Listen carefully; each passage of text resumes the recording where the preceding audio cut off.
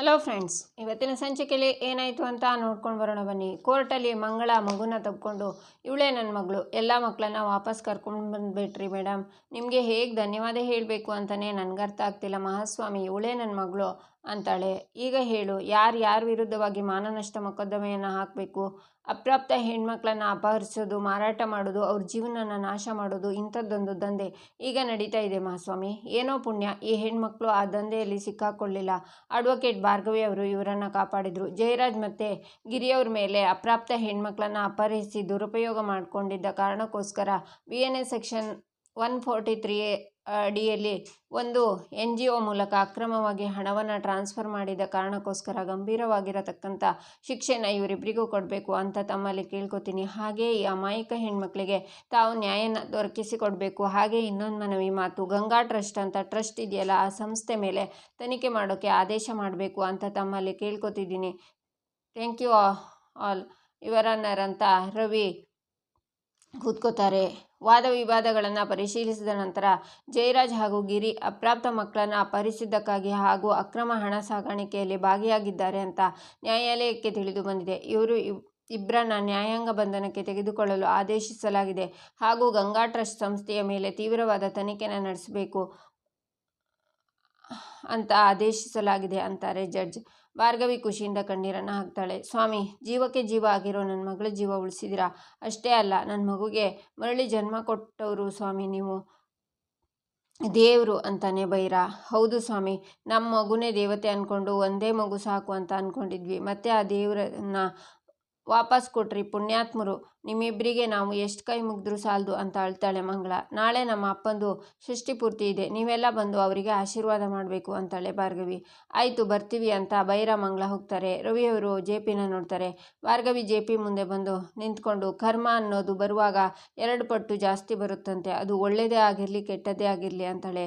ಏನೇ ಮಾವನ ವಿರುದ್ಧ ಹಾಕಿ ಸವಾಲಲ್ಲಿ ಗೆದ್ಬಿಟ್ಟೆ ಅಂತ ಬೀಗ್ತಿದ್ಯಾ ಅಂತಾಳೆ ಬೃಂದಾ. ನಾನೆಲ್ಲಿ ಹಾಗಂದೆ, ಇಷ್ಟಕ್ಕೂ ಸವಾಲು ಹಾಕಿದ್ದು ನಾನಲ್ಲ, ಇವರು. ನಾನು ಇವ್ರ ಮಾತನ್ನು ಒಪ್ಕೊಂಡು ಪಾಲಿಸಿದ್ದೀನಿ ಅಷ್ಟೇ ಅಂತಾಳೆ ಭಾರ್ಗವಿ. ಸವಾಲು ನೆನಪಿದೆ, ಈ JP ಸಿಟಿನಲ್ಲಿ ನಂಬರ್ 1 ಲಾಯರ್, ಕೊಟ್ಟ ಮಾತಿಗೆ ತಪ್ಪೋನಲ್ಲ ಅಂತ JP ಹೇಳುವಾಗ, ಮಾವ ಏನು ಮಾತಾಡ್ತಿದ್ದೀರಾ ಇವಳ ಜೊತೆ ಅಂತ ಬೃಂದಾ ಮಾತಾಡುವಾಗಲೇ, ಇರು ಬೃಂದಾ, ಸೋತವನು ಮತ್ತೆ ಕೋರ್ಟ್ ಮೆಟ್ಲು ಹತ್ತಬಾರ್ದು ಅಂತ ಸವಾಲು ಹಾಕಿದವನೇ ನಾನು.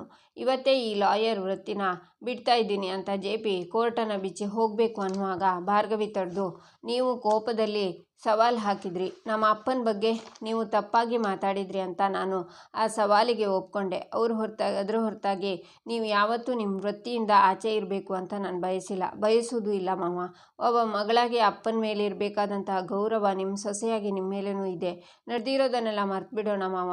ಯಾವುದು ಸರಿ ಯಾವುದು ತಪ್ಪು ಅಂತ ನಿಮಗೆ ಅರ್ಥ ಆಗಿದ್ರೆ ಅಷ್ಟೇ ಸಾಕು ಅಂತಾಳೆ ಭಾರ್ಗವಿ. ಹೌದು JP, ನೀನೊಬ್ಬ ಒಳ್ಳೆ ಲಾಯರ್. ನಿನ್ನ ಅನುಭವ, ನಿನ್ನ ಚಾಣಾಕ್ಷತನನ ಮೀರಿಸೋರು ಯಾರೂ ಇಲ್ಲ. ನಿನ್ನ ಅಂಥವರು ಈ ಕೋರ್ಟಲ್ಲಿರೋದು ನಮ್ಮಂಥವರಿಗೆ ಹೆಮ್ಮೆ. ನೀನು ಅದೆಷ್ಟೊಂದು ಜನ ಲಾಯರ್ಗಳಿಗೆ ಸ್ಫೂರ್ತಿ ಅಂತಾರೆ ರವಿ.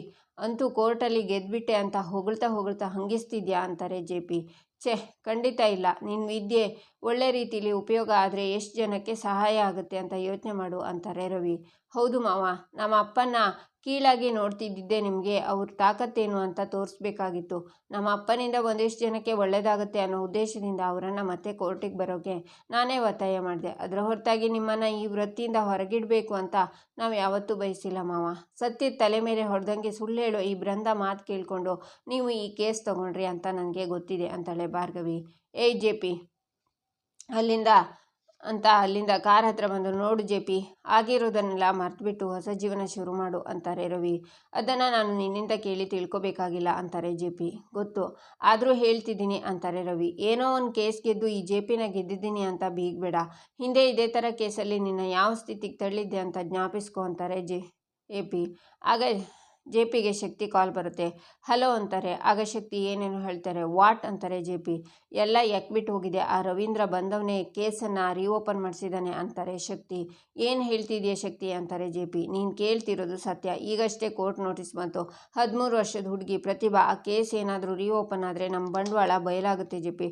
ಒಂದು ತಿಳ್ಕೊ JP, ನನಗೇನಾದರೂ ಹೆಚ್ಚು ಕಮ್ಮಿ ಆದರೆ ನಿನ್ನ ಕತೆ ಮುಗೀತು ಅಂತ ತಿಳ್ಕೊ ಅಂತ ಶಕ್ತಿ ಕಾಲ್ ಕಟ್ ಮಾಡ್ತಾರೆ. ನಿನ್ನ ಪಾಪದ ಕೊಡ ತುಂಬಿದೆ JP.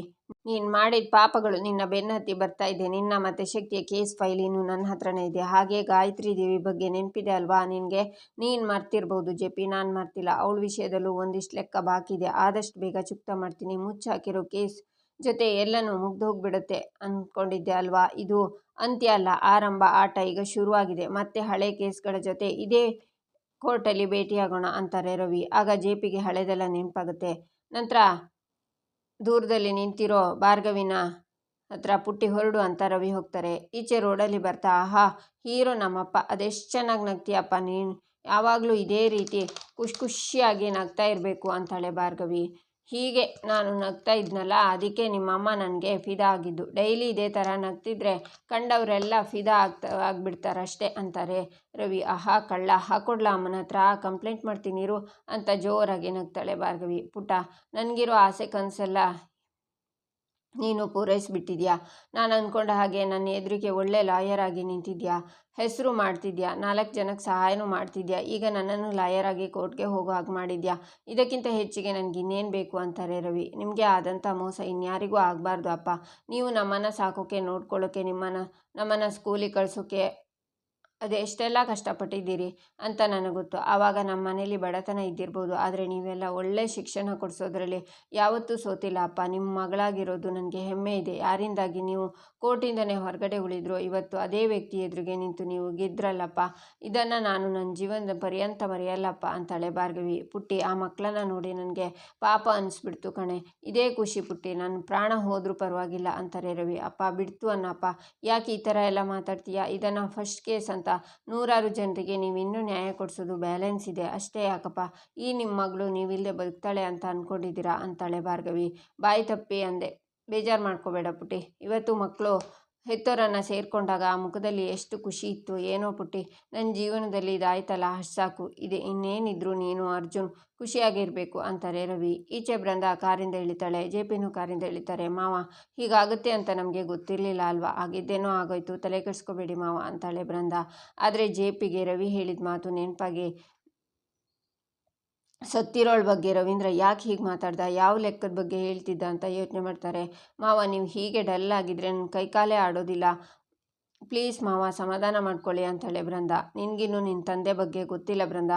ರವೀಂದ್ರ ಏನಾದರೂ ಹಳೆ ವಿಷಯ ಕಿದುಕಿದ್ರೆ ನನ್ನ ಕೆರಿಯರ್, ಸಂಸಾರ, ಮನೆ, ಉಳಿದ ಚೂರ್ಪಾರ್ ಗೌರವ ಎಲ್ಲ ಅಲ್ಲೋಲ ಕಲ್ಲೋಲ ಆಗುತ್ತೆ ಅಂತಾರೆ ಜೆ.ಪಿ. ಅಪ್ಪ, ಭಾರ್ಗವಿಗಿಂತ ಡೇಂಜರಾ? ಏನು ಹೇಳ್ತಿದ್ದೀರಾ ಮಾವ ಅಂತಾಳೆ ಬೃಂದ. ಈ ಕಾನೂನಿನ ವಿಷಯದಲ್ಲಿ ಅವಳೇನು ಮಗು, ರವೀಂದ್ರ ಅವಳಪ್ಪ.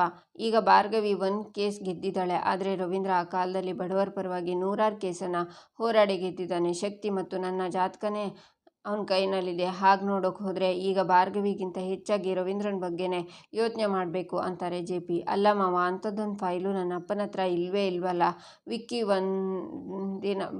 ಒಂದನ ಇಡೀ ಮನೆನ ಜೇಲಾಡಿದ್ದಾರೆ, ಅವರಿಗೆ ಸಿಕ್ಕಿಲ್ಲ ಅಂತಾಳೆ ಬೃಂದ. ಅವರಿಗೆ ಸಿಕ್ಕಿಲ್ಲ ಅಂದ ಮಾತ್ರಕ್ಕೆ ಇಲ್ವೇ ಇಲ್ಲ ಅಂತ ಹೇಳೋಕ್ಕಾಗಲ್ಲ ಅಂತಾರೆ ಜೆ.ಪಿ. ಒಂದು ವೇಳೆ ಅದೇ ನಿಜ ಆಗಿದ್ರೆ ಅಪ್ಪ ಯಾಕೆ ಸುಮ್ಮನೆ ಇರ್ತಿದ್ರು ಮಾವ? ಅವರಾಗಲೇ ಕೇಸನ್ನು ರೀಓಪನ್ ಮಾಡಿಸ್ಬೇಕಿತ್ತು ಅಲ್ವಾ ಅಂತಾಳೆ ಭಾರ್ಗವಿ. ಮತ್ತೆ ರವೀಂದ್ರ ಯಾಕೆ ಹಾಗಂದ ಅಂತಾರೆ ಜೆ.ಪಿ. ಸುಮ್ಮನೆ ನಿಮ್ಮನ್ನು ಹೆದರಿಸೋಕೆ ಹಾಗೆ ಹೇಳಿರ್ಬೋದು ಮಾವ. ಹಳೆ ವಿಚಾರನ ಬಿಟ್ಟು ನೀವು ಆರಾಮಾಗಿರಿ. ತೊಂದರೆ ಮುಂದೆ ಏನಾದರೂ ಬಂದರೆ ಆವಾಗ ನೋಡ್ಕೊಂಡ್ರೆ ಆಯಿತು ಅಂತಾಳೆ ಬೃಂದ. ಇಲ್ಲ, ರವೀಂದ್ರನ ಸುಮ್ಮನೆ ಬಿಡೋಕ್ಕಾಗಲ್ಲ. ಅವನು ನನ್ನ ಸಂಸಾರ ಸರ್ವನಾಶ ಮಾಡೋಕೆ ಬದಲು ಅವನೇ ನಾಶ ಆಗಬೇಕು ಅಂತ ಜೆ.ಪಿ ಯೋಚನೆ ಮಾಡ್ತಾರೆ. ಈಚೆ ಭಾರ್ಗವಿ, ಅಪ್ಪ, ನಾಳೆ ಬೆಳಗಾದರೆ ನಿಮ್ಮ ಮದುವೆ ಜೋಶ್ ಅಂತಾಳೆ. ನಿಮ್ಮ ಅಮ್ಮಂಗೆ ತಾಳಿ ಕಟ್ಟಬೇಕಾದ್ರೆ ನನ್ನ ಕಣ್ಣಲ್ಲಿ ಇತ್ತಲ್ಲ ಉತ್ಸಾಹ, ಚೈತನ್ಯ, ಅದನ್ನು ನೀವು ನೋಡಿಲ್ಲ, ನಾಳೆ ನೋಡ್ತೀರಾ ಅಂತಾರೆ ರವಿ. ಅಷ್ಟೊಂದು ಖುಷಿ ಪಟ್ಟಿದ್ರಪ್ಪ ಅಂತಾಳೆ ಭಾರ್ಗವಿ. ಅವಳಂಥ ಹೆಂಡತಿ ಪಡೆಯೋಕೆ ನಾನು ಅದೃಷ್ಟ ಮಾಡಿದ್ದೆ ಅಂತಾರೆ ರವಿ. ಗಂಡ ಹೆಂಡತಿ ಇಬ್ಬರು ಚಾನ್ಸ್ ಸಿಕ್ಕಿದ ತಕ್ಷಣ ಒಬ್ರನ್ನೊಬ್ರು ಹೊಗಳ್ಕೊಳ್ಳೋಕೆ ಕಾಯ್ತಿರ್ತೀರ ಅಲ್ವಾ ಅಂತಾಳೆ ಭಾರ್ಗವಿ. ಯಾವಾಗ ಬೆಳಗಾಗುತ್ತೆ, ನನ್ನ ಪೂರ್ಣಿನ ಹೊಸ ಮದುಮಗಳ ತರಹ ಯಾವಾಗ ನೋಡ್ತೀನೋ, ಅವಳಿಗೆ ಯಾವಾಗ ತಾಳಿ ಕಟ್ತೀನೋ, ಯಾವಾಗ ಮದುವೆ ಆಗುತ್ತೋ ಅಂತ ಕಾಯ್ತಿದ್ದೀನಿ ಅಂತಾರೆ ರವಿ. ವಾವ್, ನಮ್ಮ ಮದುಮಗ ಫುಲ್ ಜೋಶಲ್ಲಿದ್ದಾರೆ. ಇರಿ, ನಾಳೆ ಎಲ್ಲರನ್ನೂ ಕರೆದಿದ್ದೀನಿ, ಧಾಮ್ ಧೂಮ್ ಅಂತ ಜೋರಾಗಿ ಮದುವೆ ಮಾಡ್ತೀನಿ, ಓಕೆನಾ ಅಂತಾಳೆ ಭಾರ್ಗವಿ. ಆಗ ಎಲ್ಲರೂ ಬಂದು ಆಶೀರ್ವಾದ ಮಾಡ್ತಾರೆ ಅಂತಾರೆ ರವಿ. ಎಲ್ಲರೂ ಬರ್ತಾರೆ, ಆದರೆ ಮಾವ ಅಂತಾಳೆ ಭಾರ್ಗವಿ. ನೋಡು, ಅವರು ಬರ್ತಾರೆ.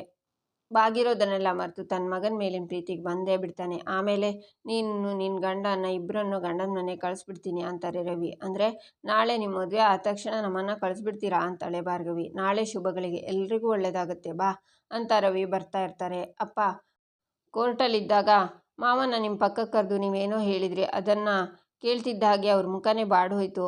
ಅವ್ರ ಕಿವಿಲಿ ಅಂಥದ್ದೇನು ಹೇಳಿದ್ರಿ ಅಪ್ಪ ಅಂತಾಳೆ ಭಾರ್ಗವಿ. ಬೇಡಮ್ಮ ಆ ವಿಷಯ ಈಗ ಅಂತಾರೆ ರವಿ. ಅಪ್ಪ ನೀವು ಯಾಕಪ್ಪ ಆತಂಕ ಪಡ್ತಿದ್ಯಾ? ನಾನು ಅಂಥದ್ದೇನು ಕೇಳಿದೆ ಅಂತ ನೀನು ಇಷ್ಟೊಂದು ಆತಂಕ ಪಡ್ತಿದ್ಯಾ? ಅಂದರೆ ಏನೋ ವಿಷಯ ಇರಲೇಬೇಕು, ಹೇಳಪ್ಪ ಅದೇನು ಅಂತ ಹೇಳು ಅಂತಾಳೆ ಭಾರ್ಗವಿ. ಈಗ ಅವೆಲ್ಲ ಬೇಡ ಬಾ ಸುಮ್ಮನೆ ಅಂತ ರವಿ ಅವಳ ಕೈನ ಹಿಡ್ಕೊಂಡು ಕರ್ಕೊಂಡು ಬರುವಾಗ ಹಿಂದಿನಿಂದ ಒಂದು ಕಾರ್ ಬರುತ್ತೆ. ರವಿ ಮತ್ತು ಭಾರ್ಗವಿಗೆ ಆಕ್ಸಿಡೆಂಟ್ ಮಾಡುತ್ತೆ ಅನ್ನುವಾಗ ಭಾರ್ಗವಿನ ಆಚೆ ತಳ್ತಾರೆ ರವಿ. ಆಗ ರವಿನ ಗುದ್ಕೊಂಡು ಕಾರು ಹೊರಟೋಗುತ್ತೆ. ರವಿ ರೋಡ್ ಮೇಲೆ ಬೀಳ್ತಾರೆ.